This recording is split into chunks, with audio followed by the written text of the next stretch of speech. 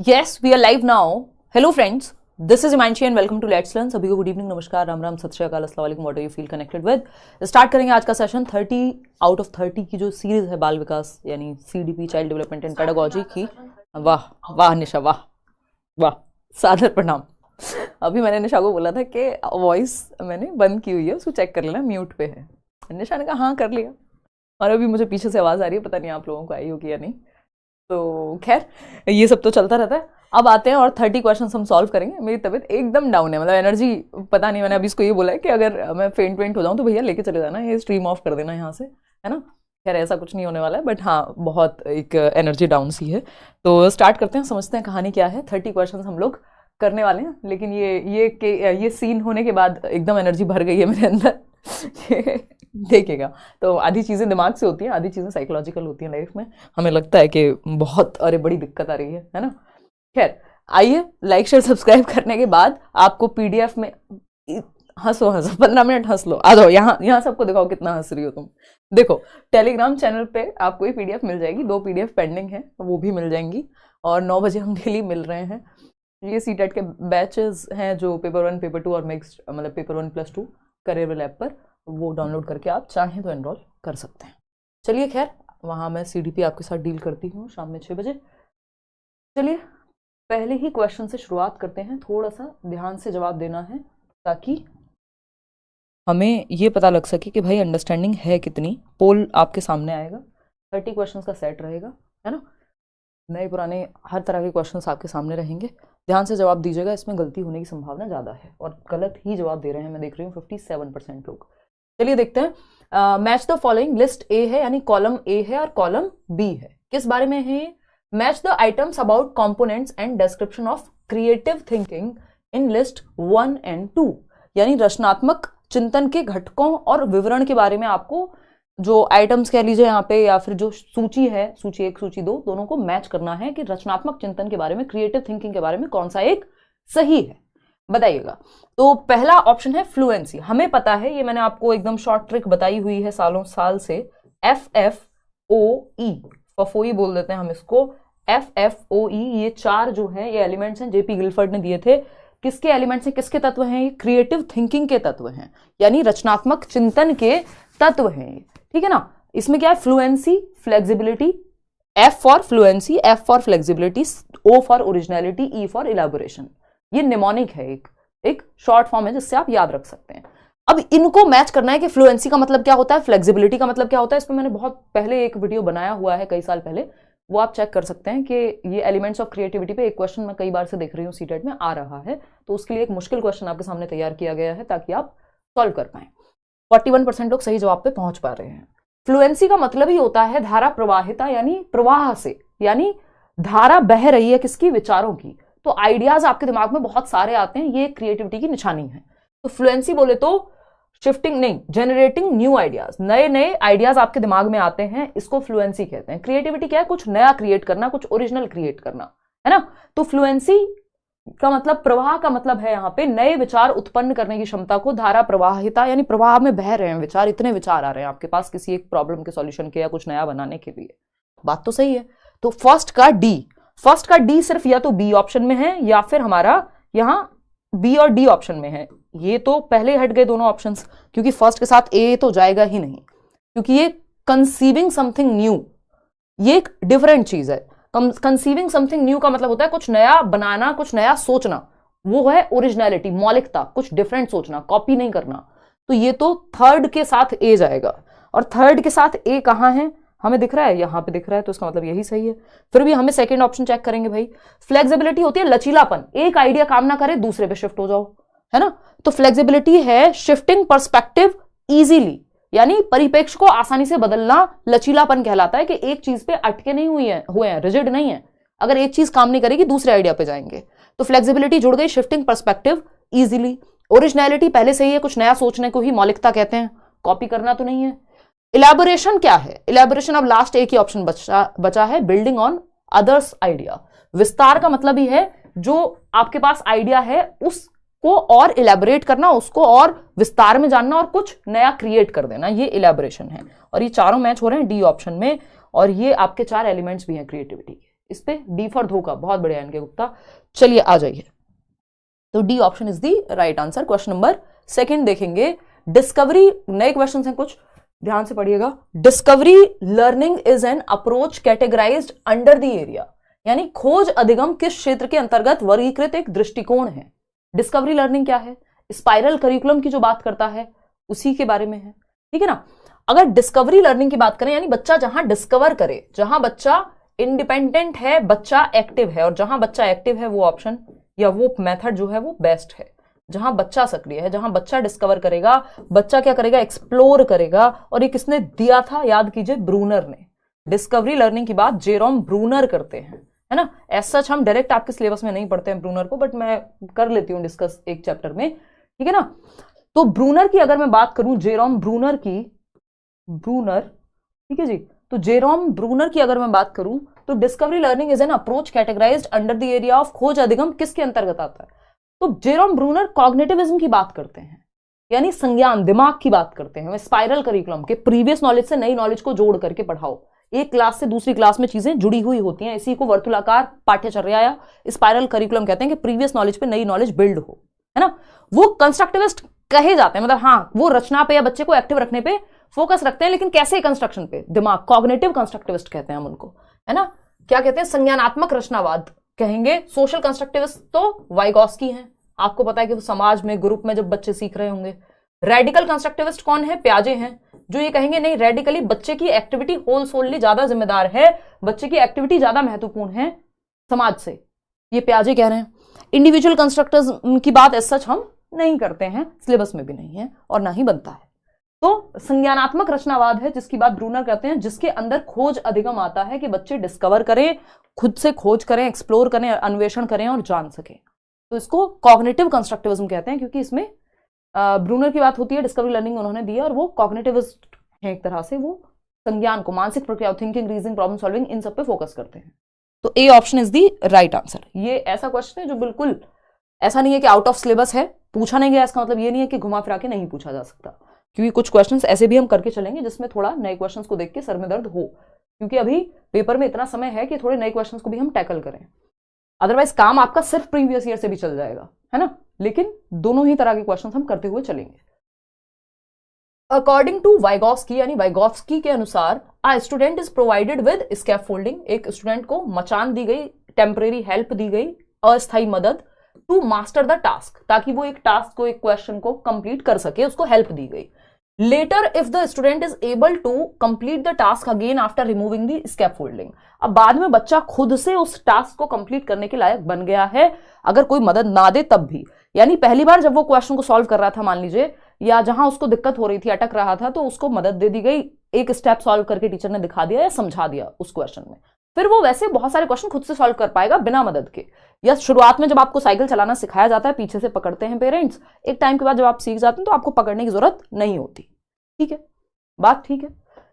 This represents the student is at, यानी यह किस चीज को दर्शाता है कि बच्चा कहां है, जोन ऑफ प्रोपोर्शनल डेवलपमेंट पे। हमने तो ऐसा कुछ नहीं पढ़ा, ZPD का मतलब प्रोपोर्शनल थोड़ी होता है, आनुपातिक थोड़ी होता है ना। बेहतर हूं अंजलि अभी। जोन ऑफ प्रोमिनेंट डेवलपमेंट, प्रमुख विकास का क्षेत्र, प्रोमिनेंट डेवलपमेंट भी हमने नहीं पढ़ा वाइगॉस्की में, अभी वाइगॉस्की से क्वेश्चंस भी किए थे 2-3 दिन पहले। जोन ऑफ प्रॉक्सिमल डेवलपमेंट, हाँ ये तो हमने वाइगॉस्की में पढ़ा है। जोन ऑफ परमानेंट डेवलपमेंट ऐसा हमने कुछ नहीं पढ़ा। समीपस्थ विकास का क्षेत्र ZPD, zone of proximal development, यानी संभावना है कि यहां तक विकास हो सकता है। और ZPD क्या होता है, यहां पे यही तो कहा गया है, स्कैफोल्डिंग दी गई और बाद में स्कैफोल्डिंग को हटा लिया गया तो बच्चा खुद से करने लगा। और ZPD क्या होता है, मैंने आपको बार बार बताया है, ZPD वो दायरा है जहां कोई काम आप किसी की मदद और बिना मदद के कर सकते हैं, यानी जो आप इंडिपेंडेंटली कर सकते हैं और किसी की मदद से कर सकते हैं, उसके बीच का डिफरेंस ZPD है। ये मैंने शायद इसमें भी आपके सामने एक डायग्राम से समझाया होगा, है ना। देखते हैं एक बार, मैं आपको ये दिखा देती हूं। देखिए भाई, नाम तो ZPD ही रहेगा ना, वाइगॉस्की ने प्रॉक्सिमल की बात की है ना, परमानेंट की बात तो नहीं की, प्रोपोर्शनल की बात तो नहीं की।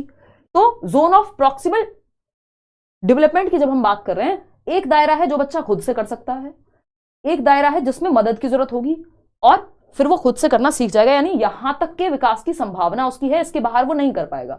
अब यहां तक का विकास मदद और बिना मदद दोनों से करना सीख गया, इसका मतलब जोन ऑफ प्रॉक्सिमल डेवलपमेंट, संभावित विकास के क्षेत्र में ही तो है बच्चा, जहां गाइडेंस और बिना गाइडेंस दोनों के बीच का अंतर, ठीक है ना। तो आसान सी बात है, इसमें कुछ अटकने वाली बात थी नहीं। आगे बढ़ते हैं क्वेश्चन नंबर 4 पर, देखिएगा और समझते हैं क्या कहानी है। अगर हम क्वेश्चन नंबर 4 की बात करें, कहता है if a child is able to rearrange और reshape the given object based on the previous knowledge possessed by him, the type of child identified here is। यदि कोई बच्चा अपने पूर्व ज्ञान के आधार पर दी गई वस्तु को पुनर्व्यवस्थित कर रहा है या उससे कुछ नया बना दे रहा है, जैसे फॉर एग्जाम्पल अगर मैं बात करूं यहां पे, आपने बच्चे को ये रबर बैंड दिया, ठीक है ना, इस रबर बैंड के बारे में उसको जो भी आता था या उसने देखा था कि ये इलास्टिक होता है, इसमें इलास्टिसिटी होती है, ये शेप चेंज कर लेता है, वापस से अपनी शेप में आ जाता है, तो वो अगली बार इससे कुछ 8 बना के दिखा देगा आपको, है ना, या फिर इसको नए तरीके से रीअरेंज करके दिखा देगा, यूज करके दिखा देगा, किसी चीज पे लगा के दिखा देगा। ये क्या है? क्रिएटिविटी है, कुछ नया तरीका ढूंढ रहा है बच्चा किसी काम को करने का। ये तो मैंने बहुत हल्का सा एग्जांपल दिया, सस्ता सा। ऐसी बहुत सारी चीजें हो सकती हैं कि आपने बच्चे को कुछ बिल्डिंग ब्लॉक्स से सिखाया, उसने इस बार झोपड़ी की शेप बना दी उन सब ब्लॉक्स को यूज करके, अगली बार बाइक की शेप बना दी उन ब्लॉक्स को यूज करके, उन पीसेस को यूज करके। तो जब बच्चा अपने पूर्व ज्ञान के आधार पे कुछ नया क्रिएट करने की कोशिश कर रहा है, ऑब्जेक्ट को रीअरेंज कर पाएगा, रीशेप कर पाएगा, कुछ नया बना पाएगा, इसका मतलब बच्चा क्या है? क्रिएटिव चाइल्ड है। कुछ डिफरेंट, कुछ न्यू, कुछ नॉवल करने की क्षमता, कुछ ओरिजिनल करने की, मौलिक करने की क्षमता जो है बच्चे में है। अपने जो भी ज्ञान उसको आता है, जो भी उसका पूर्व ज्ञान है, उसके आधार पर कुछ नया रचने की क्षमता है, इसलिए रचनात्मक कह रहे हैं हम उसको। प्रतिभाशाली है जिसका आईक्यू बहुत ज्यादा हो, जो दूसरे बच्चों से जल्दी से सीख ले। आईक्यू ही 120-130 प्लस है ना, तो ये एक बेसिक सी बात है। स्लो लर्नर नहीं है, क्योंकि स्लो लर्नर वो है जो धीमे सीखता है, बाकियों से उसको समय ज्यादा लगता है। एजुकेशनली बैकवर्ड बच्चा वो होगा जितना जो लेवल उसका होना चाहिए, जहां वो उतने पे नहीं है, उससे पीछे है। यानी अगर उसको लिखना पढ़ना आ जाना चाहिए था तो वो बाकी बच्चों को आ गया, उसको नहीं आया। जिस स्टेज में आ जाना चाहिए था वो 7th में आ गया, लेकिन 6th की चीजें भी नहीं आती हैं, तो कहीं ना कहीं पीछे रह गया एजुकेशनली। तो C option is the right answer कि क्रिएटिव है बच्चा। यहाँ पे पीछे या गिफ्टेड की कोई बात है नहीं, क्योंकि आईक्यू की कोई बात नहीं हुई, ऐसा नहीं हुआ जल्दी सीख लेता है, ऐसा कुछ नहीं लिखा। क्वेश्चन नंबर 5 देखिएगा, तो child having problem in mathematical calculation is termed as. यानी जिस बच्चे को गणितीय गणना में समस्या होती है तो उसको क्या कहेंगे? इस मैथमेटिकल कैलकुलेशन की जो समस्या है कि बच्चे को गणित में गणना करने में, कैलकुलेशन में दिक्कत होती है, इसको हम क्या कहेंगे? डिस्ग्राफिया कहेंगे, डिसकैलकुलिया कहेंगे, डिस्नोमिया कहेंगे या डिसअर्थरिया कहेंगे? बताइएगा। बिल्कुल सिंपल सा जवाब आपका डिसकैलकुलिया कहेंगे। 1 नंबर का क्वेश्चन आता ही है। डिसग्राफिया होता है राइटिंग रिलेटेड, ग्राफ बनाते हैं आप अपनी पेंसिल से, हाथ से, है ना, तो राइटिंग से रिलेटेड डिसग्राफिया होता है। डिसकैलकुलिया होता है मैथमेटिक्स या कैलकुलेशन से संबंधित समस्या जो है वो डिसकैलकुलिया कहलाती है। राइटिंग से संबंधित डिसलेक्सिया, ये 3 बहुत महत्वपूर्ण है ना। डिस्नोमिया वगैरह आता नहीं है। डिस्नोमिया में होता है कि आपका नाम याद रखने की क्षमता, बार बार नाम का भूलना या इस तरह के डेटा का भूलना, वो डिस्नोमिया में आ जाता है। बट ये आपसे नहीं पूछता सीटेट लेवल पे कहीं भी या इवन किसी भी पेपर में। तो डिसग्राफिया, डिसकैलकुलिया, तो ये कैलकुलिया है। यहाँ पे आगे बढ़ेंगे। डिस्फेजिया पूछ लेता है कई बार कि भाषा को समझने में दिक्कत, डिस्फेजिया या फेजिया। क्वेश्चन नंबर 6 देखिएगा, learning disabled children, LD, learning disabled children are apparently not distinguished from other children in their. थोड़ा सा सर में दर्द होगा कुछ क्वेश्चंस को सॉल्व करते समय, ध्यान से जवाब दीजिएगा। सीखने में अक्षम बच्चे को स्पष्ट रूप से अन्य बच्चों से अलग नहीं किया जा सकता है उनके डैश के कारण। यानी हम कई बार लर्निंग डिसेबल्ड बच्चों को पहचान नहीं पाते, उसके पीछे रीजन क्या है, क्यों ऐसा होता है, किस वजह से हम लर्निंग डिसेबल्ड बच्चे को, एक बच्चे को डिसलेक्सिया है, डिसकैलकुलिया है और कुछ समस्या है, डिस्टोपिया तो नहीं कहेंगे क्योंकि यूज में नहीं आता, आपका डिस्फेजिया है, ये सारी चीजें हैं। अगर बच्चे को कई बार पहचान में नहीं आता, आप वो मूवी याद कीजिए तारे जमीन पर, हम बच्चों को पहचान ही नहीं पा रहे हैं क्योंकि वो दिखने में भी नॉर्मल बच्चे जैसा ही है। वो जो ईशान अवस्थी था तारे जमीन पर जिसमें आमिर खान है, तो पहचान में नहीं आ रहा कि बच्चे को डिसलेक्सिया है। सब कह रहे हैं इसका तो पढ़ने में मन नहीं है, ये तो बहानेबाज है, ये तो फलाना है, ये तो ढिमकाना है। क्यों? क्योंकि ऐसा भी नहीं है कि उसको कोई आईक्यू उसका 20 हो, 25 हो, या आईक्यू इतना कम है उसका कि पता नहीं लग, इनका एवरेज आईक्यू होता है बच्चों का, ऐसा नहीं है कि इनका आईक्यू कम होगा इसलिए आप पहचान पाओगे, तो आईक्यू की समस्या नहीं होती। दूसरा, देखने में पता नहीं लगता। ये 2 रीजन है जिसकी वजह से लर्निंग डिसेबल्ड बच्चे को पहचानना मुश्किल होता है। क्योंकि अगर किसी को कोई और डिसेबिलिटी है, जैसे देखने में दिक्कत है, सुनने में दिक्कत है, चलने में दिक्कत है, ये सब चीजें पता लग जाता है, या आईक्यू की दिक्कत है तो वो भी टेस्ट करा के पता लग जाएगा इजीली।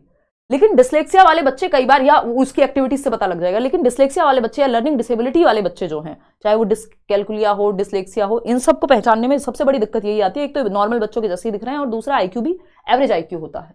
ठीक है ना। तो physical appearance and mental ability, देखिए मेंटल एबिलिटी की यहाँ पे बात एज सच मेंटल एबिलिटी से तो पता लग जाएगा जब वो एक्टिविटी कुछ करेगा या उसकी नोटबुक देख करके आप आइडिया लगा लेंगे। IQ scores and mental ability, IQ score तो सही था लेकिन मेंटल एबिलिटी का तो पता, अगर मेंटल एबिलिटी का पता लग गया तो आपको समझ में आ जाएगा कि बच्चे को लिखने में या इस कैलकुलेशन में दिक्कत होती है, तो मेंटल एबिलिटी से तो आप पहचान लेंगे। Mental ability and academic performance, again इससे तो पता लग जाएगा एकेडमिक परफॉर्मेंस में उनको दिक्कत आती है एट टाइम्स, तो डी ऑप्शन एकमात्र सही उत्तर है, physical appearance and IQ scores. इसमें आप लोग बहुत गलती कर रहे हैं इस क्वेश्चन में। यानी बच्चा जैसा दिखता है, वो ईशान अवस्थी को याद कीजिए तारे जमीन पर में, देख के थोड़ी पता लगता है इस बच्चे को कोई दिक्कत है। एंड आईक्यू स्कोर्स, यानी आईक्यू का जो स्कोर है, तो ये एवरेज आईक्यू इनका हो सकता है, ऐसा नहीं है कि इनका आईक्यू कम ही होगा, ये नॉर्मल पढ़ाई कर सकते हैं, बस इनकी न्यूरोलॉजिकल वायरिंग डिफरेंट होती है नॉर्मल बच्चे से, वैसे नहीं पता लगेगा देखने में या आईक्यू स्कोर में, है ना। आईक्यू होता है इंटेलिजेंस कोशेंट, बुद्धि का स्तर, तो बुद्धि के स्तर में कमी नहीं होती इन बच्चों के, तो D option is the right answer. Physical and mental ability, देखो मेंटल एबिलिटी से पता चल जाएगा, फिजिकल अपीयरेंस से बेशक ना चले, ठीक है, तो इसलिए D option is the right answer over here. आगे बढ़ेंगे, क्वेश्चन नंबर 7 देखिएगा, ये क्या कहता है भाई, जवाब दीजिएगा ध्यान से। क्वेश्चन नंबर 7 है, in an upper middle class of language transaction it was observe by a teacher that a child of 8th standard faces difficulty in reading text material.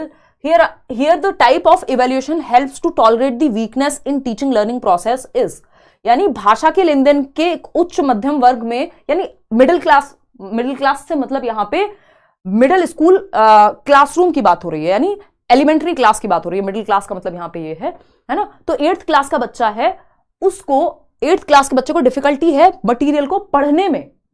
अब जो किस तरह का, किस टाइप का इवैल्यूएशन हम बच्चे का लें जिससे पता लग सके कि वो उसकी वीकनेस है कहां, तो वीकनेस को जानने के लिए किस तरह का टेस्ट लेंगे हम, इवैल्यूएशन कैसा होगा, सम्मेटिव तो परफॉर्मेंस के लिए होता है कि कितने % उसको आता है, कितना उसको आता है, इसके लिए सम्मेटिव या ऐसे कहते हैं हम योगात्मक, है ना, ये परफॉर्मेंस बेस्ड होता है, ये जजमेंट बेस्ड होता है, ना कि हमें वीकनेस बताने के लिए, ठीक है ना, कितना सीखा है ये बताने के लिए, तो सम्मेटिव तो नहीं होगा, इंटरनल एक्सटर्नल का कोई सेंस यहां बनता नहीं है। फॉर्मेटिव इवैल्यूएशन यानी रचनात्मक मूल्यांकन, ये फीडबैक के लिए होता है, ये बात हमें पता है, एफए जो होते हैं वो फीडबैक के लिए होते हैं, प्रतिपुष्टि के लिए होते हैं कि बच्चों को कितना आता है, कहां समस्या है, कैसे हम उसको बेहतर कराएं, वीकनेस का पता लगेगा, तो ये फीडबैक का पता हमें फॉर्मेटिव इवैल्यूएशन रचनात्मक मूल्यांकन से लगता है। आगे बढ़ेंगे, क्वेश्चन नंबर 8 देखिएगा एक बार, ये क्या कहता है, ये तो प्याजे का क्वेश्चन है आसान सा।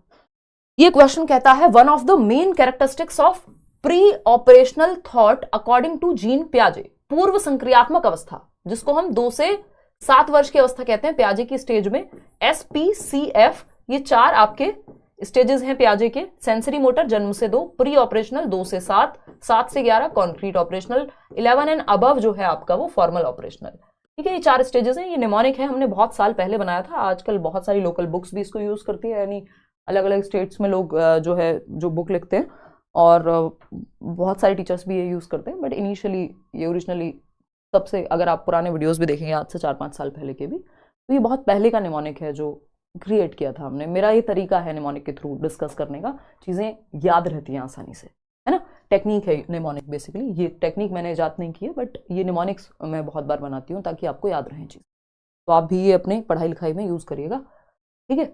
देखिएगा, तो pre operational thought according to Jean पियाजे is dash which refers to tendency to focus on one aspect of a situation and neglect others, यानी किसी सिचुएशन के सिर्फ एक पहलू पे ही ध्यान है, इसको हम सेंट्रेशन कहते हैं, कि आपका ध्यान सेंटर्ड है, केंद्रीकरण हो गया है, आप सिचुएशन के बाकी पहलुओं को भूल ही जा रहे हैं। यानी कि जब आपका ध्यान है कि बॉटल जो है कांच की है, तो बस इसी पे ध्यान है कि ये बॉटल ट्रांसपेरेंट है, इस बात पे ध्यान नहीं है इसकी शेप क्या है, इसमें लिक्विड कितना ml आ जाएगा, है ना, ये इसका एरिया क्या होगा, whatever surface area, whatever volume क्या है, इन सब पे ध्यान नहीं, बस आपका ध्यान है इसकी ट्रांसपेरेंसी पे। इसका मतलब जब आपका ध्यान सिर्फ एक चीज पे होता है, जैसे फॉर एग्जांपल, आसान एग्जांपल लेती हूं, बच्चे के टाइम पे जब हम छोटे होते हैं, यानी 2 से 7 वर्ष में, हमें लगता है जिसकी लंबाई ज्यादा है वो व्यक्ति बड़ा है ना। अब लंबाई ज्यादा होना और बड़ा होना दो अलग चीजें, क्योंकि बड़े होने के लिए उसकी एज मैटर करेगी और उसकी हाइट जरूरी नहीं है मैटर करे। अब यहां पे लेकिन बच्चे का ध्यान एक चीज पे सेंटर्ड है कि उसकी लंबाई पे, है ना, तो सेंट्रेशन जो है ये गड़बड़ है, मतलब ये एक तरह से लिमिटेशन है प्री ऑपरेशनल थॉट की। ट्रांसडक्शन होता है अनरिलेटेड इवेंट्स को जोड़ देना, कि मेरी बॉल गोल है, सूरज गोल है, तो मेरी बॉल और सूरज में कोई रिलेशन है ना। कॉजेशन, कॉज एंड इफेक्ट, धूप में कपड़े जल्दी सूखते हैं। डिसेंट्रेशन, यहां पे डिसेंट्रेशन तो 7 से 11 में आता है, ठीक है ना। तो सेंट्रेशन इज दी राइट आंसर यहां पे। ये इस बार पूछा भी हुआ है इन्होंने। क्वेश्चन नंबर 9 देखिएगा। क्वेश्चन नंबर 9, वो जो एक एग्जाम्पल है ना, एक मिनट रुकना अभी, जो एग्जाम्पल है ना, एक क्वेश्चन में बहुत बार आता है कि 2 ग्लास है, ये पियाजे का बेसिकली ओरिजिनल एक्सपेरिमेंट भी है ना, आपको बुक्स में भी मिल जाएगा अच्छी। तो अगर हम बात करें कि 2 ग्लास हैं बराबर के, ठीक है, इसमें से एक ग्लास में पानी या जूस हमने इसमें डाल दिया, जूस जो है वो 200 ml ही है इस ग्लास में भी और इस बचे हुए ग्लास में भी। लेकिन बच्चों को क्या लगेगा, 2 से 7 वर्ष के बच्चों को, कि इसकी हाइट ज्यादा है क्योंकि, तो इस ग्लास में पानी ज्यादा होगा, जबकि दोनों में बराबर है, बस वो थोड़ा चौड़ा ग्लास है और हाइट उसकी कम है लेकिन चौड़ाई ज्यादा है, तो अमाउंट तो इतना ही है।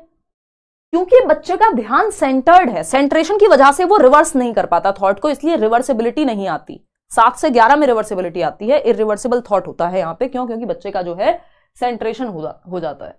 क्या करें भाई, क्या दिक्कत आ रही है, देखिएगा एक बार, कुछ करिए। कंचन कह रहे हैं, क्या हुआ कंचन? चलो कोई नहीं, देखिएगा एक बार। तो अगर हम बात करें लेव वाइगोस्की की, तो लेव वाइगोस्की, अभी पियाजे का अलग से सेशन रख लेंगे। लेव Vygotsky believed learning is मियर absorption of knowledge, यानी सीखना केवल ज्ञान का अवशोषण है, अपने अंदर समाहित कर लो, भर लो, रट्टे लगा लो, नहीं, ऐसा वाइगोस्की नहीं कहते। वाइगोस्की हो, पियाजे हो, ब्रूनर हो, बच्चे को एक्टिव रखने की बात करेंगे।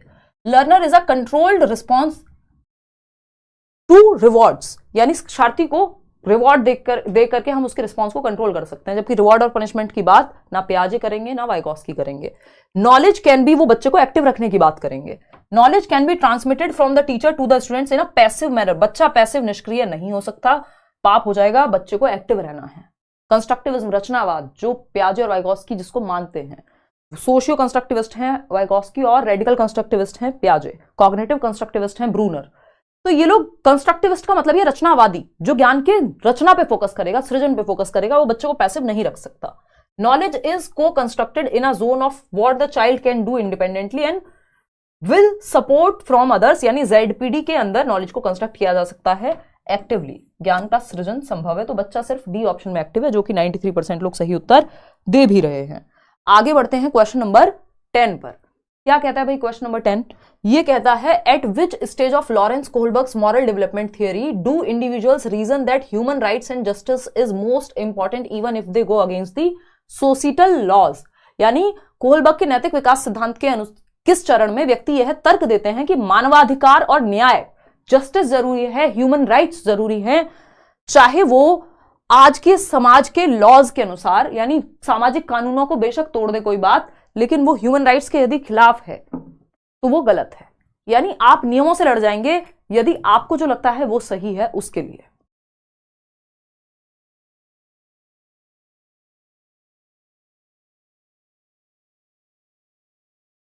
और आपको जो लगता है वो सही है का मतलब अपने लिए सही नहीं, आपको जो लगता है बड़ी समाज के लिए सही है। जैसे दास प्रथा खत्म नहीं होती यदि, या हम स्वतंत्र भी ना हुए होते यदि किसी ने ये नहीं सोचा होता, जो हमारे फ्रीडम फाइटर्स थे, कि जो लॉज लगाए हुए हैं अंग्रेजों ने ये सही नहीं है, ये ह्यूमैनिटी के ही खिलाफ है। या दास प्रथा, किसी को दास बना के रखना क्या है, ह्यूमैनिटी के खिलाफ है, हमारे ह्यूमन राइट्स के खिलाफ है, ठीक है ना। तो ये चीज आप लॉज को भी आगे चले जाते हैं, यदि बड़ी जनता का या बड़ी ह्यूमैनिटी के बड़े पार्ट का वर्ग का फायदा हो, उसके लिए आप लॉज से लड़ जाएंगे। इसको हाईएस्ट लेवल ऑफ मॉरलिटी कहते हैं, universal ethical principle orientation. 6th stage है ये मॉरल डेवलपमेंट की। कोहलबर्ग की 6 स्टेजेस उन्होंने दी हैं और 3 लेवल दिए हैं। तो D option is the right answer. ये पोस्ट कन्वेंशनल, उत्तर पारंपरिक स्तर है। इनके भी क्वेश्चंस करेंगे इन अ प्रोग्रेसिव क्लासरूम। एक प्रगतिशील कक्षा कक्ष में, प्रगतिशील से आपको जॉन डुई याद आने चाहिए, अगर नहीं आते हैं तो जॉन डीवी, जिनको हम हिंदी में कह देते हैं, जॉन डुई। शिकागो में उन्होंने स्कूल्स खोले अपनी वाइफ के साथ मिलकर के, प्रोग्रेसिव स्कूल्स या लैब स्कूल्स इनको कहा गया। 1 नंबर का क्वेश्चन है, पूछ लेता है सीटेट में। लैब स्कूल्स कहा गया। अमेरिका के शिकागो में इन्होंने स्कूल्स खोले 19th century. Is a simple process. Progressive classroom में लर्निंग एक सिंपल प्रोसेस है। लर्निंग को सिंपल प्रोसेस कोई नहीं कहता, है ना। इवन सोशलाइजेशन भी एक सिंपल प्रोसेस हम नहीं मानते, वो भी एक कॉम्प्लेक्स प्रोसेस है। तो लर्निंग सिंपल नहीं है कि 2 एकम 2 2 दूनी 4 बस हो गई लर्निंग। भाई कॉम्प्लेक्स है, चीजें जुड़ी हुई हैं बहुत सारी, है ना, बहुत सारे फैक्टर्स हैं। तो एक सरल प्रक्रिया नहीं है, जटिल प्रक्रिया है, हमें सरल बनानी है। Is a social process, yes, बच्चे ग्रुप में सीखें। ये जब हम चाइल्ड सेंटर्ड एजुकेशन पढ़ते हैं तब भी मैं आपको बताती हूँ कि learning is a social process. बच्चे समूह में सीखें, कोऑपरेट करें, बच्चे एक्टिव रहें, एक दूसरे के साथ मिलकर के सीखें। प्रगतिशील शिक्षा ये कहती है कि बच्चे को सेंटर में रखो। लर्निंग एक सोशल एक्टिविटी है और प्रेजेंट लाइफ के लिए लर्निंग होनी चाहिए, वर्तमान जीवन के लिए, ठीक है ना। सीखना किसके लिए? प्रेजेंट लाइफ के लिए। ये भी एक नंबर का क्वेश्चन है, प्रोग्रेसिव एजुकेशन ये मानती है, प्रेजेंट लाइफ के लिए सीखना। Learning for the sake of learning, है ना,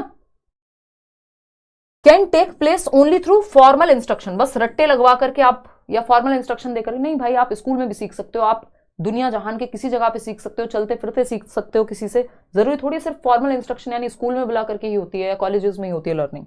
इस कंडीशनल अपॉन एग्जाम्स, बिल्कुल भी नहीं, ये एग्जाम्स पे कंडीशन है नहीं। सोशल प्रोसेस है, बच्चे ग्रुप्स में या समाज में सीखेंगे। ये प्रोग्रेसिव एजुकेशन या चाइल्ड सेंटर्ड एजुकेशन मानेगी। क्वेश्चन नंबर 12 देखिएगा। बेसिकली बच्चा सोशल एक्टिविटी में ही खुश है या हम कहें कि वो वहां एक्टिवली सीखता है, ठीक है ना। सिर्फ आपकी लाइव क्लास में ही मुझे दिक्कत होती है, बफरिंग होता है। मुझे भी लग रहा है अजीत ये पिछले सीटेट से ना कुछ तो दिक्कत है। वैसे तो ज्यादातर लोगों का जिनका इंटरनेट ठीक है उनको दिक्कत ये नहीं आनी चाहिए, बट ये हम भी फिगर आउट नहीं कर पा रहे हैं। नया स्टूडियो एक बन रहा है बेसिकली, तो अब या तो वहां पे जाके पता लगेगा कि ये सिर्फ इसी स्टूडियो में दिक्कत हुआ करती थी। मैंने सिस्टम भी चेंज करा लिया, 2 नए इंटरनेट लगवा लिए, सारे दुनिया जहान के सब कर लिया, लेकिन अगर अभी भी ये दिक्कत है तो फिर तो नया स्टूडियो बनेगा कुछ टाइम में, कुछ महीनों में, वहीं जाके पता लगेगा अब तो, है ना। देखिएगा या फिर ऑफिस में जाकर के, हाँ देखिएगा। बी ऑप्शन 90% लोग कह रहे हैं। Which of the following is correct as per Harvard Gardner. Harvard Gardner याद है, मल्टीपल इंटेलिजेंस, बहुबुद्धि का सिद्धांत। 1983 में फ्रेम्स ऑफ माइंड नाम की इनकी एक पुस्तक आई थी, उसमें उन्होंने 7 प्रकार की बुद्धि की बात की थी, फिर उसके बाद वो 8 हो गए। तो आज हम 8 टाइप्स ऑफ इंटेलिजेंस की बात करते हैं जब हम हार्वर्ड गार्डनर की बात करते हैं, ठीक है ना। कोई कह रहा है congratulation ma'am for new upcoming studio. बहुत सारी चीजें नहीं हो रही हैं, बताऊंगी मैं आपको धीरे धीरे, कभी दिखाऊंगी, अभी बहुत टाइम से। हाँ चलिएगा, खैर आगे बढ़ते हैं। आपको दिखाया जाएगा, उसका टूर देंगे हम आपको कभी मौका लगेगा तो, हालांकि ब्लॉग्स अभी हम बनाते नहीं है। Which of the following is correct as per Harvard Gardner. Harvard Gardner के अनुसार निम्नलिखित में से कौन सा सही है ना, बताइए। 2 नए स्टूडियो भी बन सकते हैं, प्लानिंग चल रही है, देखिएगा एक बार। तो अगर हम बात करें यहाँ पे हार्वर्ड गार्डनर के अनुसार निम्नलिखित में से कौन सा सही है, कौन सा एक कथन जो है वो सही है गार्डनर के अनुसार, बताइएगा फटाफट से बताइए। अगले साल प्लान है, अगर मौका लगा, चीजें ठीक रही तो ऑफलाइन क्लासेस लूंगी। कुछ बहुत बोर हो गई हूँ अभी ऑनलाइन पढ़ा के, ऑफलाइन क्लासेस कुछ मतलब कोई एक बैच ऑफलाइन रख सकती हूँ, मेरा पूरा प्लान है। देखिएगा एक बार, हार्वर्ड गार्डनर के अनुसार निम्न में से कौन सा सही है, बताइएगा कौन सा सही है। Intelligence can not be nurtured and grown. Limited batch रखेंगे, ऐसा नहीं है कि भीड़ नहीं लगाएंगे, बहुत एक लिमिटेड बैच रखेंगे जिसमें मन लगा रहे, आप लोग आते जाते रहें। देखिएगा एक बार, बुद्धि को पोषित और विकसित नहीं किया जा सकता, ये गार्डनर कहते हैं। नहीं, ऐसा नहीं है कि बुद्धि को नर्चर नहीं किया जा सकता। Each individual possesses different kind या काइंड्स ऑफ इंटेलिजेंस। प्रत्येक व्यक्ति के पास विभिन्न प्रकार की बुद्धि होती है, या एक से ज्यादा प्रकार या कोई ना कोई बुद्धि होती है। बात तो सही है, हर एक इंडिविजुअल अलग अलग टाइप से, कोई बॉडीली काइंस्थेटिक हो सकता है, कोई स्पोर्ट्स में अच्छा होगा, कोई म्यूजिक में अच्छा होगा, कोई किसी और चीज में अच्छा होगा, ठीक है ना।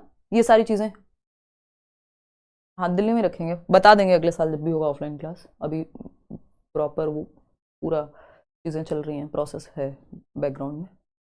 छत्तीसगढ़ भी आएंगे भाई, चलिए आइए।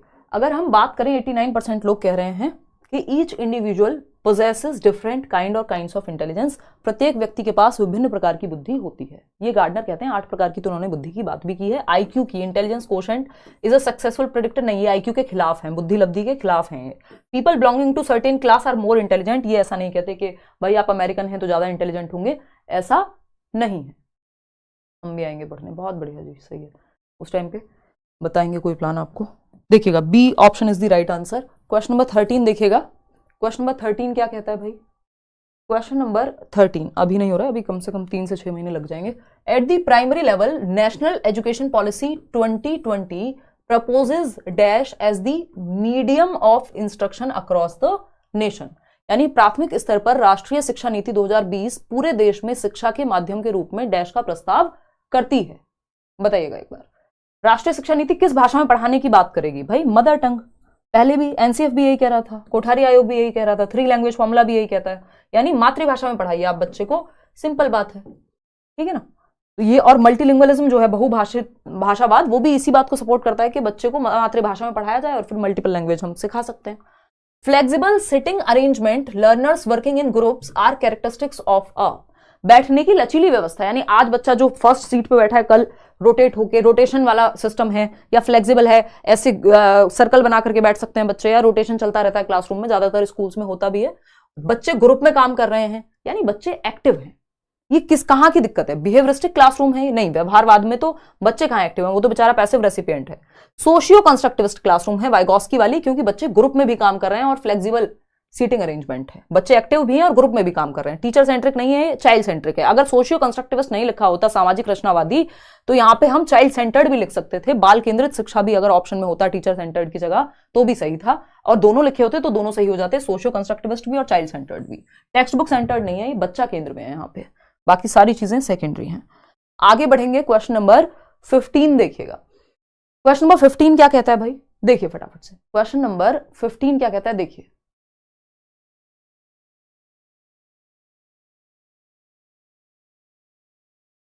चलिए बताइए, देखिए फटाफट से।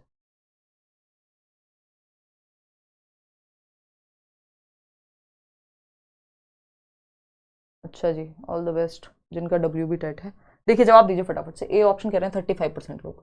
असर्शन यानी स्टेटमेंट क्या है भाई? Children learn knowledge, skills, values, customs of the society bye their parents only.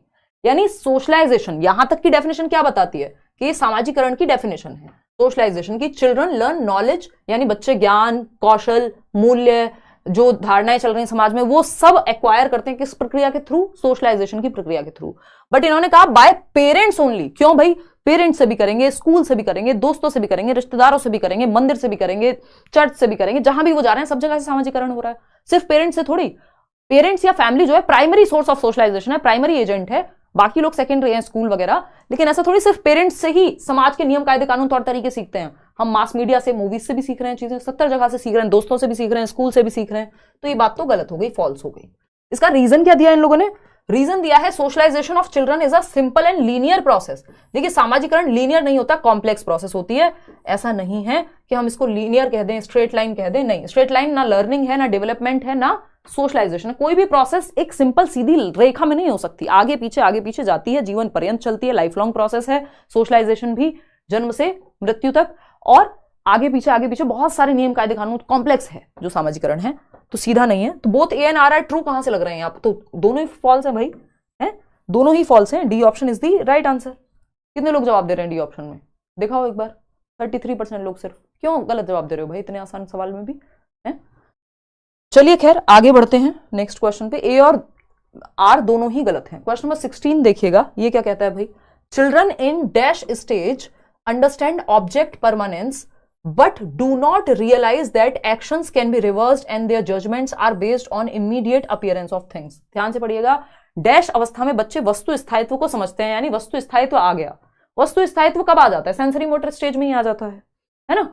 लेकिन वो ये रियलाइज नहीं करते कि एक्शंस को रिवर्स किया जा सकता है, यानी बर्फ पानी बन सकती है और पानी बर्फ बन सकता है, ये वो रिवर्स नहीं कर पाते। 10 रुपए का नोट और 2 रुपए के 5 सिक्के बराबर ही हैं, ये वो रिवर्स नहीं कर पाते ब्रेन में, है ना। घर से मंदिर जाने का रास्ता, मंदिर से घर आने के रास्ते में कंफ्यूज हो जाएंगे, रिवर्स करने में दिक्कत होती है बच्चे को। बर्फ पानी बन सकता है, पानी से बर्फ बना दी तो अब बर्फ से फिर से पानी बना सकते हैं, ये रिवर्स नहीं कर पाता बच्चा मेंटली एक्शंस को। कौन सी स्टेज है? या सिंबॉलिक भी होता है उसका जो थॉट है, वो है प्री ऑपरेशनल स्टेज, जहां पे रिवर्सिबिलिटी नहीं आती, इरिवर्सिबल थिंकिंग है, सेंट्रेशन का गुण है, जो भी हमने बात की थी, है ना। ऑब्जेक्ट परमानेंस तो आ जाता है यहीं जन्म से 2 वर्ष में, ठीक है ना। सिंबॉलिक थॉट जो प्रतीकात्मक विचार है वो भी यहीं होगा।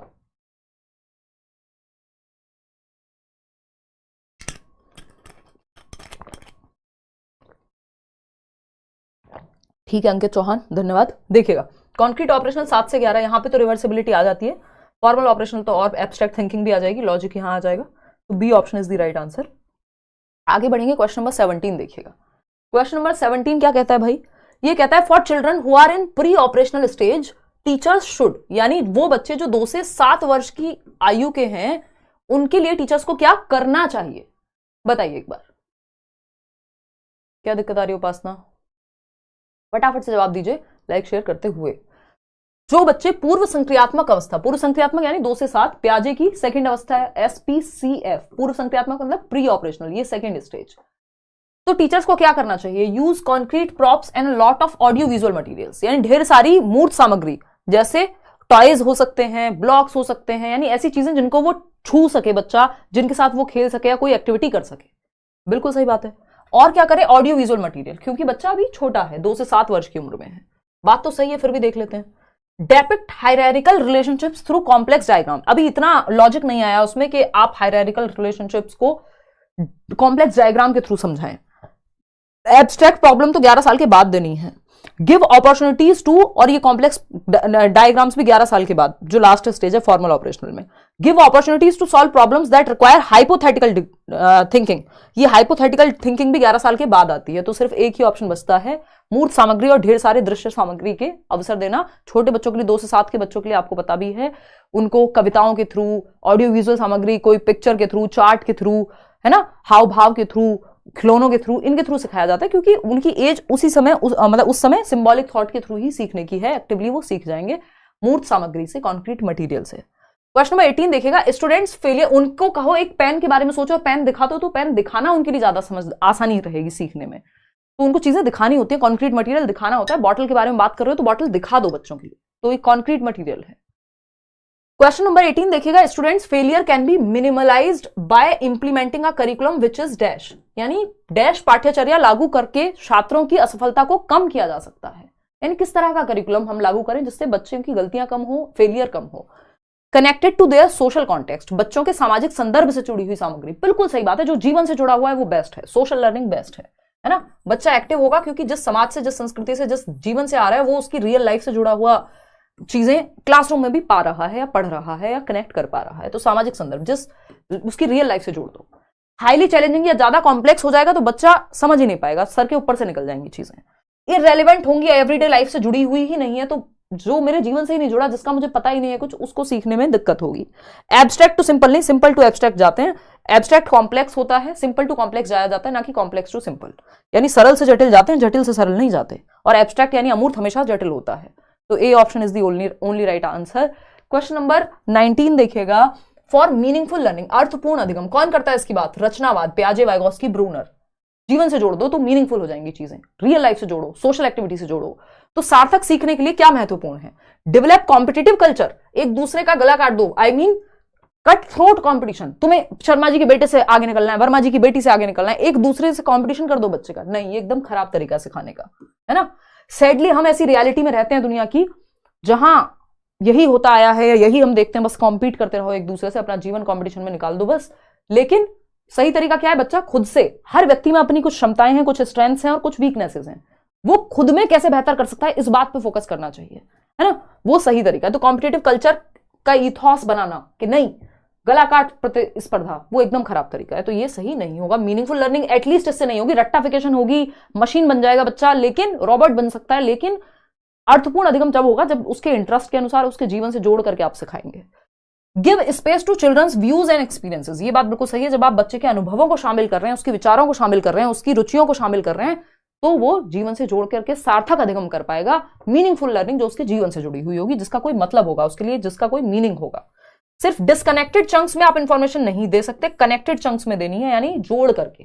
डिस्कनेक्टेड होता है, बच्चा रहता है भारत के किसी गांव में, आप उसको न्यूयॉर्क की कहानियां बता रहे हैं, जिससे वो एग्जाम्पल कनेक्ट ही नहीं कर पा रहा, उसने देखा ही नहीं कभी न्यूयॉर्क, उसे पता ही नहीं कुछ। Provide examples which are not related, या फिर ऐसा भी हो सकता है, चलो ये तो फिर भी हो सकता है वो कहानी सुन के समझ आ जाए, बात चल रही है किसी और चीज की, आप कहीं से भी बीच में से शुरू कर दे रहे हैं, बच्चे को समझ नहीं आ रहा, आधी बात इसकी आधी इसकी, वो बोला जाता है ना, वो भानुमति वाली जो एग्जाम्पल है। प्रोवाइड एग्जाम्पल्स, तो आपको कनेक्टेड फॉर्म में बताना है चीजों को, उसकी प्रीवियस नॉलेज, उसके पूर्व ज्ञान से कनेक्ट करना है। Provide examples which are not related to student social context, बच्चे के सामाजिक संदर्भ से ही जुड़े नहीं है, ऐसे उदाहरण अगर आप देंगे तो उसके लिए किस काम के हैं वो, तो बच्चे के जीवन से जुड़े हुए उदाहरण दे रहे हैं, जो कि बी ऑप्शन में सही से कहा गया है। क्वेश्चन नंबर 20 देखिएगा एक बार, ये क्या कहता है भाई, विच of the following should be avoided, यानी किस चीज को अवॉइड करें, किस चीज को ना करें, ना किया जाए by a teacher while teaching a new concept to students. जब एज अ टीचर, एक शिक्षक के रूप में जब आप कोई नई अवधारणा, नया चैप्टर, नया कॉन्सेप्ट सिखा रहे हैं बच्चे को, तो क्या नहीं करना है, बताइएगा एक बार कि क्या नहीं करना है। धन्यवाद अमर सिंह, करवाएंगे भाई उसके भी कुछ सेशंस मैथ्स पेडागोजी के भी, वसीम देखते हैं। अगर हम बात करें कि क्या अवॉइड करे एक टीचर नया कॉन्सेप्ट पढ़ाते समय, तो पहला ऑप्शन है ask them to find common attributes among given examples. उन्हें दिए गए उदाहरणों में सामान्य गुण खोजने के लिए कहें कि जो एग्जांपल्स आपको दिए गए उनमें कॉमन चीजें क्या हैं।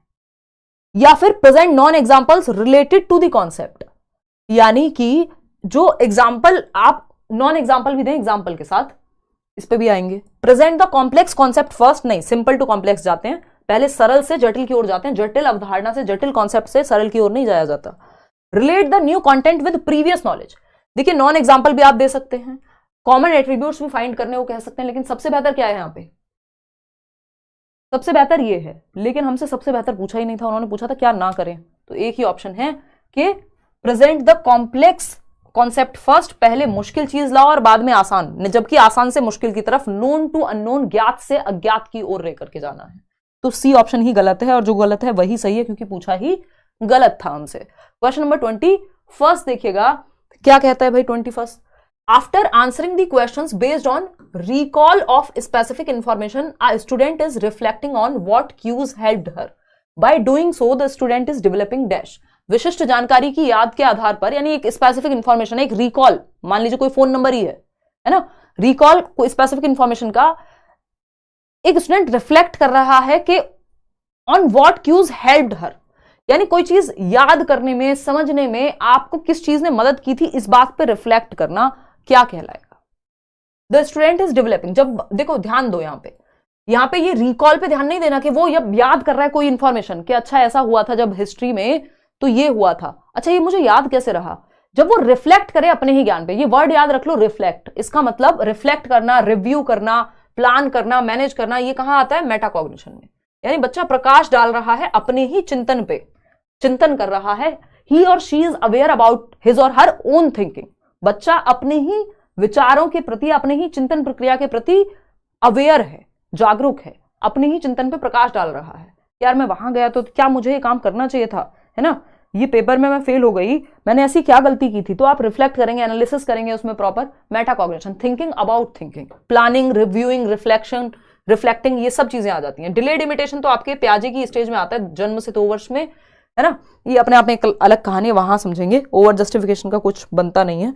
आगे बढ़ेंगे क्वेश्चन नंबर 22 पे, a step by step prescription of achieving a goal is called, यानी गोल को, एक लक्ष्य को प्राप्त करने के लिए चरणबद्ध जो चरण दो चरण जो प्लानिंग है उसको क्या कहेंगे, स्टेप बाय स्टेप प्रेस्क्रिप्शन, कि भाई अगर आपको ये क्वेश्चन सॉल्व करना है तो ये फॉर्मूला लगाना है इसमें a प्लस बी का होल स्क्वायर, आप कहेंगे अच्छा a square plus B square plus 2ab, है ना, ये क्या है, एक फॉर्मूला है, ये एक स्टेप बाय स्टेप चरण है कि स्टेप 1, स्टेप 2, स्टेप 3। आपको कंप्यूटर ओपन करना है अगर, तो क्या करेंगे, आपको पता है पहले इसे ऑन करना है, पासवर्ड डालना है, ये है, ये क्या है, स्टेप बाय स्टेप प्रोसीजर है, ठीक है ना। अगर आपको कैमरा ओपन करना है फोन का, तो क्या करेंगे आप जाएंगे, अनलॉक करेंगे, कैमरा में जाएंगे, वहां पे क्लिक करना है फोटो या वीडियो, तो उस पे जाएंगे, क्या है, एक एल्गोरिथम है, क्या है, एक एल्गोरिथम है।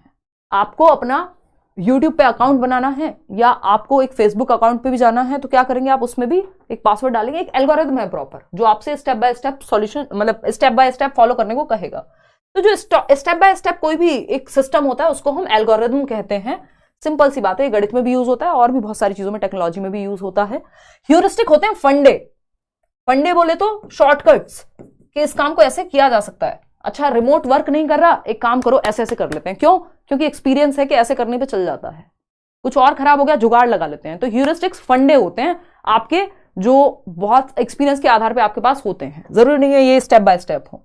मीन्स एंड एनालिसिस होता है कि ये साधन है किसी काम को करने के, इस चीज को करने से यहां तक पहुंच जाएंगे, ये मीन्स एंड एनालिसिस है। जरूरी नहीं है इसमें भी अगेन स्टेप बाय स्टेप कुछ प्रेस्क्राइब्ड हो। निमोनिक वही होता है जो मैंने आपको बताया, ये याद रखने की एक टेक्निक है, SPCF जैसे मैंने आपको बताया, बहुत सारी निमोनिक्स हैं हमारे। निमोनिक्स का मतलब है ये टेक्निक है, शॉर्ट फॉर्म में एक आपने शॉर्ट फॉर्म बनाई और उससे आप याद रख पा रहे हैं चीजों को। तो A option is the right answer, an algorithm. Question number 23 देखिएगा, misconceptions among students represent their dash, यानी जो गलत अवधारणाएं हैं या जिनको आज हम मिसकॉन्सेप्शंस ना कह के क्या कहते हैं, ऑल्टरनेटिव कॉन्सेप्शंस या नाइव कॉन्सेप्शंस, ठीक है ना, यानी बच्चे के सहज अवधारणाएं कहते हैं हम इसको, या वैकल्पिक अवधारणाएं कहते हैं, गलत नहीं कहते। क्यों? क्योंकि ये बच्चे ने अपने अनुभव के आधार पे बनाई है। जरूरी नहीं है उसने अपने अनुभव के आधार पे पाया कि दूध जो है वो मदर डेयरी से आता है, उसने नहीं देखा था, उसके अनुभव में हो सकता है ना हो गाय भैंस, या फिर उसने हरे रंग का पानी भी देखा है तो उसको लगता है कि पानी का रंग हरा होता है, जबकि टीचर पढ़ा रही है कि वाटर इज कलरलेस। तो अपने अनुभव के आधार पे उसने दिमाग में बना लिया कि यार जब मैं चलता हूं तो ये ट्रेन के साथ पेड़ भी मेरे साथ चलते हैं, जबकि साइंटिफिकली ये गलत है। पेड़ थोड़ी साथ में चल रहे होते हैं ट्रेन के साथ साथ, या जब आप चल रहे हैं तो सूर्य भी आपके साथ चल रहा है, जहां आप जा रहे हैं चंद्रमा भी आपके साथ है। तो वो उसके अनुभव के आधार पर वो ऐसा सोचता है। इसी को ऑल्टरनेटिव कॉन्सेप्शन या नाइव कॉन्सेप्शन या मिसकॉन्सेप्शन कह लेते हैं। रॉन्ग नहीं कहते क्योंकि ये बच्चे के अनुभव से आया है, इसको आपको ठीक कराना होता है डिस्कशन करके, ठीक है ना। ये साइंटिफिकली ठीक नहीं होगा बट उसका अनुभव है वो, उसको आपको डांट नहीं लगानी। Extremely flawed and irrational thinking नहीं, ये बहुत फ्लॉड है, त्रुटिपूर्ण है, अतार्किक है, नहीं, उसने अपने अनुभव के आधार पे बनाया है इस चीज को। 2 से 7 वर्ष में स्पेशली होगा ये। या बहुत सारे मिसकॉन्सेप्शन ऐसे होते हैं जो आगे की क्लास तक चले जाते हैं यदि सही ना हो तो। Higher order emotional and intellectual ability, नहीं ऐसा नहीं है। हायर ऑर्डर इंटेलेक्चुअल एबिलिटी आते आते फिर ये वाला मिसकॉन्सेप्शन नहीं आएगा। Native and intuitive understanding about concepts, ये बात एकदम सही है कि अवधारणाओं के बारे में मूल और सहज समझ, यानी सहजता से उसने अपने अनुभव के बेसिस पे जो उसको मिला या आसपास जो देखा नेटिवली, उसने वो अवधारणा बना ली। सीवियर कॉग्निटिव डेफिशिएंसी, इसका मतलब ये नहीं बच्चे के दिमाग में कमी है। तो C option is the right answer. आगे बढ़ेंगे नेक्स्ट क्वेश्चन पे, क्वेश्चन नंबर 24। क्या कहता है भाई क्वेश्चन नंबर 24, समझते हैं फटाफट से।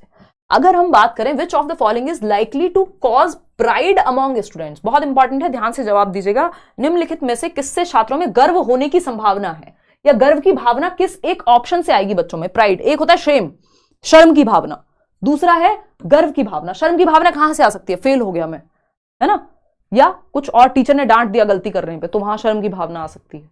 लेकिन प्राइड, गर्व की भावना कि हाँ मैंने कुछ अच्छा किया है, इसको हम बड़ा खराब मानते हैं अपने समाज में कि प्राइड मतलब, प्राइड ये वो वाला प्राइड नहीं है घमंड कि भाई मेरे सामने और कोई कुछ नहीं है, लेकिन एक प्राइड ये होता है कि हाँ यार मैं अच्छा हूं किसी चीज में, या फिर आई कैन डू दिस। तो when failure is seen as caused by oneself, यदि आप ये देखेंगे कि सफलता आपके खुद के कारण आई है, तो इससे प्राइड महसूस हुआ है किसी को आज तक कि मैं बहुत गौरवान्वित महसूस करती हूं कि मैंने एग्जाम में फेल कर दिया, मैंने एग्जाम फेल हो गया मेरा, या मैंने पढ़ाई ही नहीं की थी अपने कारण मैं फेल हो गई, इस बात पे गर्व होता है कभी? इस बात पे शेम हो सकती है, इस बात पे रिग्रेट हो सकता है, इस बात पे सोचेंगे चलो आगे देखेंगे क्या करना है, लेकिन इस पे प्राइड कौन करता है? कोई खतरनाक व्यक्ति ही होगा, तो इस पे प्राइड लेने की तो बात ही नहीं है। When failure is seen as caused by others, कि अगर हम विफलता जो है दूसरों के कारण हो रही है, इस पे भी गुस्सा ही आएगा, फ्रस्ट्रेशन ही होगी, एंगर ही होगा। ऐसा थोड़ी आप दूसरे की वजह से फेल हो गए तो आप बड़ा गर्व महसूस करेंगे, अरे वाह भाई तुमने तो मुझे फेल करा दिया, है ना, ये तो नहीं होता। सी ऑप्शन है when success is seen as caused by oneself, जब सफलता को स्वयं के कारण होने वाली सफलता के रूप में देखा जाता है, यार मैं सफल हुआ हूं जीवन में, मैंने मेहनत की है, उसका रिजल्ट है ये प्राइड है, ये गर्व है, इसमें कोई समस्या नहीं है। लेकिन आप ये सोचे नहीं सिर्फ एक मेरी मेहनत ही थी, बाकी तो दुनिया में कोई कुछ कर ही नहीं रहा, वो थोड़ा प्रॉब्लमेटिक है ना। ऑफ कोर्स मेहनत इंपॉर्टेंट है, तो जब आप कह रहे हैं कि सक्सेस आपके मेहनत से आई है, तो वो प्राइड वाली एक बात है। लेकिन सिर्फ आप ही हैं दुनिया में जो मेहनत कर रहे हैं, ये भी कहना गलत होगा, बहुत सारे फैक्टर्स होते हैं, ठीक है ना। When success is seen as caused by others, दूसरों के द्वारा कॉज हुई है, तो प्राइड क्यों लोगे? प्राइड तो गर्व तो तब महसूस होता है ना जब आपको लगता है आपने मेहनत की, है ना, आपकी क्षमताओं की वजह से कुछ हुआ है। C option. आगे बढ़ेंगे क्वेश्चन नंबर 25, देखिएगा। Which of the following statement is an example of intrinsic motivation? आंतरिक अभिप्रेरणा, एक है बाह्य अभिप्रेरणा, दूसरी है आंतरिक अभिप्रेरणा, इंटरनल मोटिवेशन, जिसका रीजन अंदर है। एक्सटर्नल मोटिवेशन क्या है? जिसका रीजन बाहर है, पैसा, तारीफ, रिवॉर्ड, कुछ भी। हाँ, पैसा, गाड़ी, बंगला, घर, ये सब क्या है? एक्सटर्नल मोटिवेशन के साधन है ना, गाना है ना कोई। हाँ, तो ये सब एक्सटर्नल मोटिवेशन के साधन है। सौजन्य से निशा कह रही हैं कि पैसा, गाड़ी, बंगला, घर, ये सब क्या है? फिर एक्सटर्नल मोटिवेशन, बाहर है इसके रीजन, कि आप बंगले के लिए काम कर रहे हैं, आप गाड़ी के लिए काम कर रहे हैं, आप पैसे के लिए काम कर रहे हैं, आप नाम के लिए काम कर रहे हैं, ये सब रीजंस बाहर है। आपको मजा आता है, आप इसलिए काम कर रहे हैं, ये इंट्रिंसिक मोटिवेशन है। जो मेरे जीवन में बहुत बड़ा रोल प्ले करती आई है आज तक। देखिएगा, तो I should study because it is important to understand the concept. देखिए, इंट्रिंसिक मोटिवेशन का उदाहरण ढूंढने का सबसे अच्छा तरीका है, आपको इसका रीजन बाहर नहीं मिलेगा, बच्चे में खुद में ही मिलेगा। मुझे अध्ययन करना चाहिए क्योंकि अवधारणा को समझना महत्वपूर्ण है, यानी I should study because it is important to understand the concept. Concept समझना जरूरी है, इसलिए मुझे कॉन्सेप्ट पढ़ना चाहिए। इससे बेहतर ऑप्शन मिल सकता है। I should study to avoid the punishment. देखिए, बाहरी कारक से बचने के लिए या पाने के लिए जब आप काम कर रहे हैं तो वो एक्सटर्नल मोटिवेशन है, बाहरी अभिप्रेरणा है। I should study to gain first position in the competition. Again ये तो टोटली एक्सटर्नल है, क्योंकि आप किसी चीज को पाने के लिए, फर्स्ट आने के लिए पढ़ रहे हैं। I should study to get praise and dominance over my peers, यानी मुझे दूसरों से बेहतर दिखना है, दूसरों से बेहतर, उनके ऊपर अपनी सुपीरियरिटी साबित करनी है। ये भी इसका रीजन बाहर है। लेकिन ए ऑप्शन में हम रीजन बाहर नहीं ढूंढ पाए पूरी तरह से कि मेरे को पढ़ना चाहिए क्योंकि किसी कॉन्सेप्ट को समझना महत्वपूर्ण है। कॉन्सेप्ट को समझना महत्वपूर्ण है, कॉन्सेप्ट को समझना महत्वपूर्ण है, उससे कुछ मिल रहा है ये नहीं कहा, है ना। तो रीजन बाहर नहीं है। A option is the right answer over here. आगे बढ़ेंगे, क्वेश्चन नंबर 26 देखिएगा। What kind of pedagogy would enable a teacher to cater to individual differences among learners in her class. यानी किस प्रकार की पेडागोजी एनेबल करेगी एक टीचर को कि वो इंडिविजुअल डिफरेंसेस का ध्यान रखे अपने लर्नर्स में। यानी इंडिविजुअल डिफरेंसेस क्या है? व्यक्तिगत विभिन्नताएं। कोई भी दो लोग दुनिया में पूरी तरह से सेम नहीं हो सकते। जैसे कहा जाता है कि 5 उंगलियां एक जैसी नहीं होती, उसी तरह से सारे इंडिविजुअल्स भी, चाहे डिस्पाइट जेंडर, चाहे वो महिला हो पुरुष हो, ना सारी महिलाएं एक जैसी होंगी, ना सारे पुरुष एक जैसे होंगे, ना सारे बच्चे एक जैसे होंगे। क्लासरूम में क्या होगा? इंडिविजुअल डिफरेंसेस होंगे। किसी को किसी चीज में इंटरेस्ट होगा, कोई किसी चीज में अच्छा होगा, दूसरा किसी चीज में वीक होगा। यानी हम सभी में भिन्नता है, अपने इंटरेस्ट, अपने एप्टीट्यूड, अपने एटीट्यूड, अपने पहनावे से लेके, बोलने से लेके, कल्चर से लेकर के, और हमारी सोच से लेकर के, हमारी रुचि से लेकर के, सभी चीजों में अंतर पाया जाता है। यानी किसी में कॉमनैलिटी भी होगी, लेकिन अंतर कहीं ना कहीं होता है दो इंडिविजुअल्स में। जैसे हमारा फिंगरप्रिंट सेम नहीं होता, दुनिया में किसी के साथ भी मैच नहीं होगा, उसी तरह से दो इंडिविजुअल्स पूरी तरह से सेम नहीं हो सकते। इसलिए हमें इंडिविजुअल डिफरेंस को इंक्लूड करना है क्लास में। स्टैंडर्ड एंड यूनिफॉर्म तरीका, जब लोग सेम नहीं है तो यूनिफॉर्म तरीके से क्या होगा, है ना। मानक और इसको वर्दी नहीं कहेंगे, यूनिफॉर्म का मतलब है यहाँ स्टैंडर्ड एंड यूनिफॉर्मिटी का मतलब होगा यहाँ मानकीकरण। और क्या आपका यूनिफॉर्मिटी को कहते हैं हम एक वर्ती, या मतलब बिल्कुल सेम तरीका सबके लिए नहीं, डिफरेंशिएटेड इंस्ट्रक्शन चाहिए हमको। टोटली सेंटर्ड अराउंड एग्जाम्स, तो जब इंडिविजुअल्स अलग हैं तो सिर्फ एग्जाम पे आप बच्चा एक्टिव नहीं है। Totally centred around text book, ये भी गलत तरीका है। बच्चे को एक्टिव रखना है आपको, एंगेजिंग एंड कॉन्टेक्चुअल, यानी संदर्भ में सिखाइए और एंगेजिंग रखिए चीजों को। एंगेजिंग का मतलब यहाँ पे बच्चे के एक्टिव होने से है, सक्रिय होने से, कि बच्चा इन्वॉल्व हो, एक्टिवली सीखे।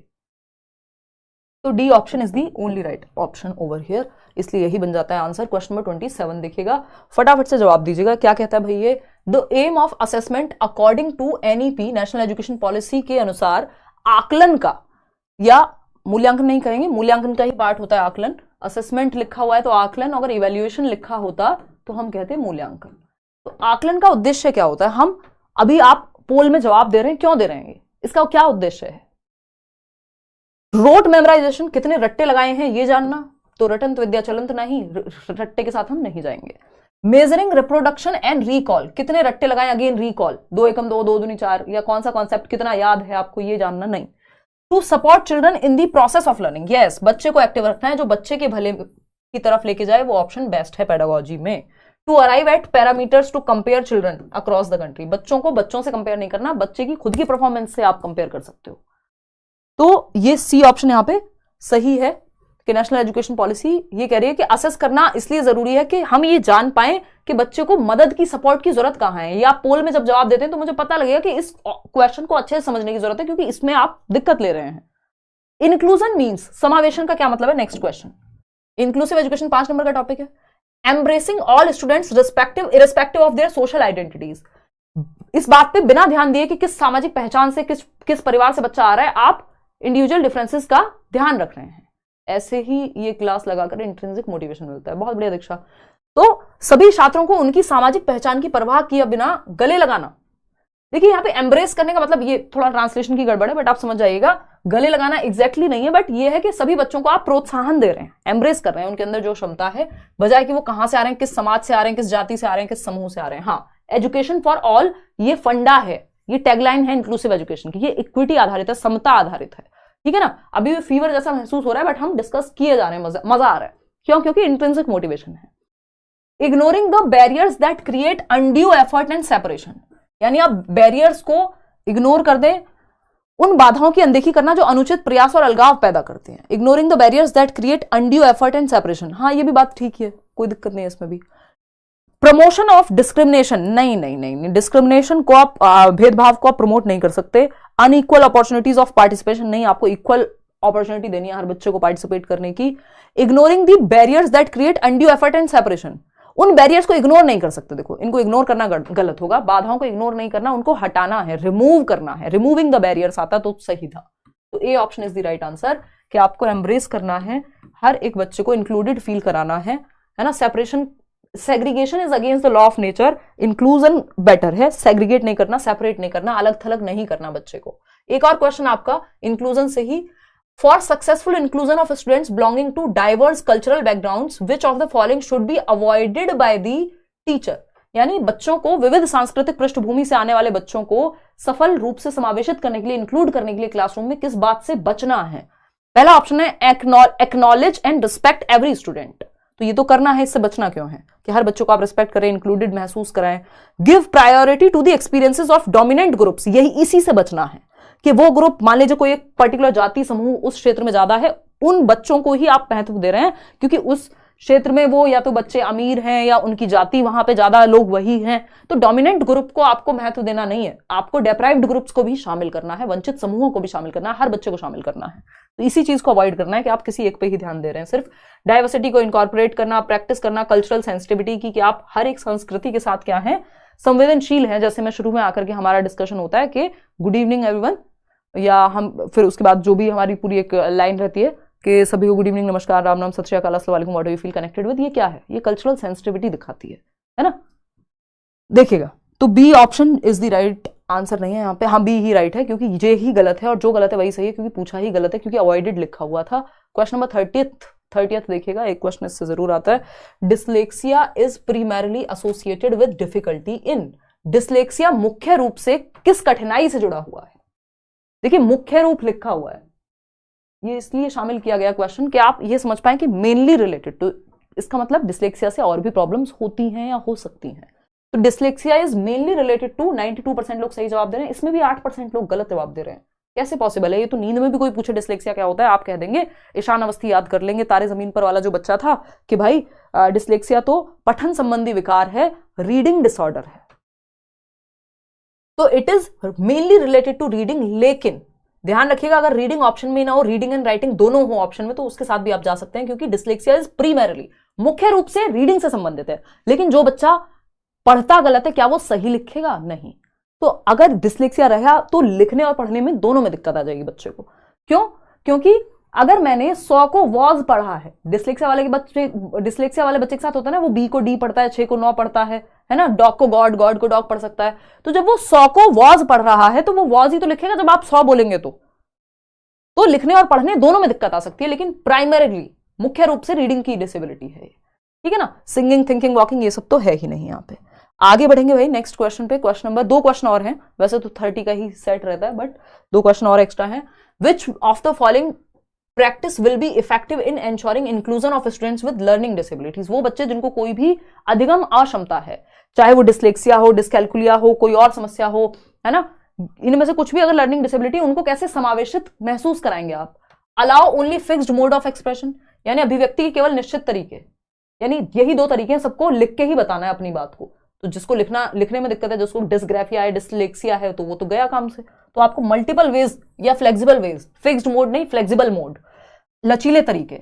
Attribute failure to lack of ability, आप ये कहेंगे यदि कोई फेल हो रहा है तो उसमें क्षमता ही नहीं है, जबकि हमें उसको ठीक करने पे सब में क्षमता है, बस सीखने की जरूरत है। तो ये तो गलत है, या कोई और क्षमता उसमें अच्छी होगी। Give very long and frequent assignments, उसको बोर कर दो, इतने लंबे असाइनमेंट दे दो, नहीं, इसमें बच्चा एक्टिव नहीं है, जिस ऑप्शन में बच्चा एक्टिव नहीं है वो हमारे काम का है ही नहीं। Provide several alternatives for receiving information, भाई आप जो इंफॉर्मेशन या जानकारी जो पाठ पढ़ा रहे हैं उसको पढ़ाने के 70 तरीके होंगे, तो एक नहीं तो दूसरे तरीके से समझाइए। भाई लर्निंग डिसेबल्ड बच्चा है, उसको लिखने में दिक्कत है, तो उसको प्रिंटेड शीट दे दीजिए, उससे समझ जाएगा। तो ऑल्टरनेटिव वेज, ये क्या है, हमें बच्चे को एक्टिव रखना है किसी भी हालत में, वही ऑप्शन बेस्ट है जो बच्चे को एक्टिव रखे, जो कि डी ऑप्शन ने रखा हुआ था। आज के लिए आखिरी सवाल, क्वेश्चन नंबर 32 देखिएगा। ये कहता है, many parents demanded a ban on the popular cartoon show Shinchan as their children were imitating the central characters unruly behavior. This illustrates that dash is or are an important agency of socialization. यानी कई अभिभावकों ने लोकप्रिय cartoon Shinchan आता था ना, मैं भी छोटी थी 7th 8th में, हमारी बस में, स्कूल बस में बात करते थे बुलंदशहर जब हम जाते थे बच्चे, है ना। शिनचैन की अगर हम बात करें तो शिनचैन को बैन करने की दुनिया भर में बहुत सारे पेरेंट्स ने डिमांड की कि इस कार्टून को बैन करो। क्यों? क्योंकि वो अनरूली बिहेवियर था उस कैरेक्टर का। मतलब वो जो शिनचैन था अपनी मम्मी से कुछ भी बोल देता था, है ना। और क्या, योकी हामा, क्या नाम था उसकी बहन का, पता नहीं, शौर्य भी देखता था, है ना। थोड़ा बहुत मैंने भी देखा है, लेकिन मैंने बहुत बड़े होकर देखा है। और हम जिस जमाने में बड़े हुए थे उस समय पे इतना उल्टा बोलना माँ बाप से ज्यादा अच्छी बात नहीं कही जाती थी, देखिएगा एक बार। तो खैर, अगर हम बात करें तो शिनचैन को बैन करने की बात की गई। क्यों? क्योंकि अनरूली बिहेवियर था, उस अनियंत्रित व्यवहार था, वो कुछ भी करता था, वो बच्चा कुछ भी करता था, कुछ भी बोलता था। अब इस चीज का असर, ये ऐसा क्यों कहा? दिस इलस्ट्रेट्स डैश इज और are an important agency of socialization. यानी मास मीडिया जो है, जो मीडिया है, वो एक महत्वपूर्ण एजेंसी है, यानी एक महत्वपूर्ण वाहक है सामाजिकरण का। यानी सामाजिकरण क्या है? सोशलाइजेशन, कि हम समाज में रहते कैसे हैं, बोलते कैसे हैं, किसके साथ कैसे पेश आना है, ये सब सीखने का बहुत बड़ा साधन है मीडिया। कि आप कौन से सीरियल्स देख रहे हैं, आप कौन से कार्टून देख रहे हैं, आप क्या न्यूज देख रहे हैं, आप कौन सी मूवीज देख रहे हैं, ये सब से बहुत प्रभाव पड़ता है बच्चे के बोलने पे, सोचने पे, रहने पे, समाज में क्या एक्सेप्टेबल और क्या नहीं, इस चीज को सीखने पे। तो मास मीडिया इंपॉर्टेंट है, इसलिए गलत चीज को बैन करना या उस पर एज रेटिंग लगाना जरूरी है। इसका सिंपल सा मतलब यहाँ पे ये था। पीयर्स, नेबरहुड, रिलीजन, ये बात नहीं चल रही यहाँ पे। ये शिनचैन किसका उदाहरण है? मास मीडिया का उदाहरण है। जो भी हम टीवी में देख रहे हैं, चाहे वो प्रिंटेड मीडिया हो तो न्यूज़पेपर हो या कुछ, क्या बैनर्स, ये सब मीडिया का उदाहरण है, जो भी हम मीडिया से सीख रहे हैं। तो A option is the right answer. अब कृपया करके बताइए हमको। अच्छा, और भी क्वेश्चन हैं भाई साहब, 35 क्वेश्चन है मुझे लग रहा है, नहीं 34। एक काम करो यार, एक और 2 क्वेश्चन और हैं, इनका भी जवाब दे ही तो लगे हाथ, है ना। ये क्या कहता है? Which of the following statement about progressive education is correct. यानी प्रगतिशील शिक्षा, लैब स्कूल्स, जॉन डुई, इसके बारे में कौन सी बात सही है? जहां बच्चा एक्टिव हो। लेक्चर मेथड बिल्कुल भी ध्यान नहीं देते ये लोग। Individualized learning, test at the end of the year and ranking पे ध्यान बिल्कुल नहीं देंगे ये लोग। जो progressive education, learning by doing पे ध्यान देती है, एग्जाम्स पे नहीं। It involves experimental learning and assessment through a variety of methods, यहाँ पे बच्चों को फ्रीडम है, ये ऑप्शन सही है। Programs, instruction and use of reward, नहीं, रिवॉर्ड पनिशमेंट की बात नहीं करेंगे, सोशल एक्टिविटी मानते हैं लर्निंग को। तो सी ऑप्शन, विभिन्न तरीकों से सीखना। आज के लिए आखिरी सवाल और बहुत ही आसान सवाल, है ना। पियागेट नहीं है, ये कई बार आपके ट्रांसलेशन में दिक्कत होती है, पेपर में भी इवन पियाजे है। जीन पियाजे propose the following sequence of developmental stage. 1 number में कई बार पूछा जा चुका है पियाजे की सिंपल सीक्वेंस, और इसमें हम गड़बड़ कर जाएंगे अगर हमने कंफ्यूजन थोड़ी भी छोड़ी होगी तो। प्री ऑपरेशनल पहले कैसे आ जाएगा? जब एसपीसीएफ, सम पीपल कांट फोकस, या इसके बहुत सारे हो सकते हैं उदाहरण। तो एसपीसीएफ यानी पहले सेंसरी मोटर, फिर प्री ऑपरेशनल, फिर कॉन्क्रीट ऑपरेशनल और फिर फॉर्मल ऑपरेशनल। ये है सीक्वेंस स्टेजेस का, ठीक है ना। तो ये प्री ऑपरेशनल तो पहले आ ही नहीं सकता। हाँ, सेंसरी मोटर आ जाएगा, प्री ऑपरेशनल आ जाएगा, है ना। कॉन्क्रीट ऑपरेशनल सी आ जाएगा, एफ आ जाएगा, एसपीसीएफ, ठीक है। सेंसरी मोटर प्री ऑपरेशनल ठीक था, फॉर्मल बाद में आएगा, पहले दे दिया इन्होंने, कॉन्क्रीट पहले दे दिया, नहीं, B option is the right answer. Sensory motor जन्म से 2, प्री ऑपरेशनल 2 से 7, कॉन्क्रीट 7 से 11, formal operational 11 and above. Out of 34 कितने क्वेश्चंस आज आप ठीक कर पाए, ये आप बताइएगा। स्पीड में मैंने थोड़ा सा रखा है ना। I was not feeling enough energetic, but जब एक बार डिस्कशन शुरू हुआ तो मजा आया। ये टेलीग्राम चैनल पे आपका कल और परसों की पीडीएफ भी मिल जाएगी, वो पेंडिंग है। आउट ऑफ 34 क्वेश्चंस आपने कितने ठीक किए? क्या कह रहे हो? ये कौन सी भाषा में लिखा है? डॉक्टर्स वाली। 34 की जगह 84 लग रहा है ना। आउट ऑफ 30 क्वेश्चंस आपने कितने ठीक किए, ये आप बताइएगा। 27, 30, 32, 31, 32, 34 आउट ऑफ 34, ईजी टू से। हाँ, आपने सच में अपने नाम के जैसी ही हरकत की है। चलिए, अच्छा है अगर 34 आउट ऑफ 34 है किसी के। आदि के व्लॉग्स 34 आउट ऑफ 34, बहुत बढ़िया। पुष्पेंद्र 27। चलिए खैर, यहाँ पे नंबर से ज़्यादा हमें फोकस किस पे करना है? अभी अंडरस्टैंडिंग पे भी करना है, क्योंकि अभी हमारे पास समय है कि हम चीज़ों को समझ पाएँ। कल हम करेंगे या तो प्याजे या कुछ तो करेंगे यार। कल का इवेंट मैं जल्दी लगा दूंगी, आज रात में ही या कल सुबह तक, तो आपको पता लग जाएगा। उस टॉपिक को आप पढ़ लीजिएगा फिर, और फिर हम प्रैक्टिस करेंगे। आज के लिए इतना ही। Thank you so much, bye bye, good night, है ना। लाइक शेयर सब्सक्राइब आप कर दीजिएगा। कोई बात हो कमेंट्स में बता दीजिएगा। और आप क्या कह रही हो मैडम निशा, बताइए। उदय सर की क्लास कब होगी? मैं एक बार बात कर लूँगी उदय सर से और लगवा देंगे क्लास। आप जब समझाती हैं तो अच्छा हो जाता है। हाँ, तो वही मुद्दा है कि आप समझते जाएं, प्रैक्टिस इनफ करते जाएं, तो वो खुद से भी फिर आपको सॉल्व होने लगेंगे। अगर हम पढ़ के अच्छे से समझ पा रहे हैं कि क्वेश्चन ने क्या पूछा है तो प्रॉब्लम सॉल्व है। कुछ कह रही हो?